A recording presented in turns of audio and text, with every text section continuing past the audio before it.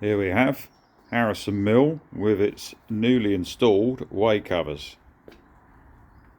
Concertina bellows on the front, which fold up very nicely.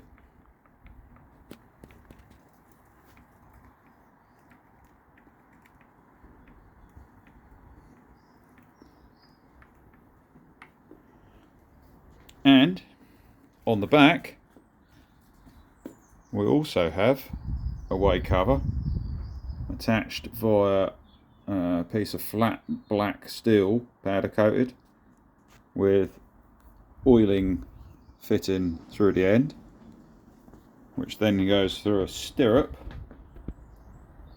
and then up to a roller blind. So as the axis goes back, cover goes up. As the axis goes down, cover goes down. This mill suffered from corrosion on the bevel gears within the knee.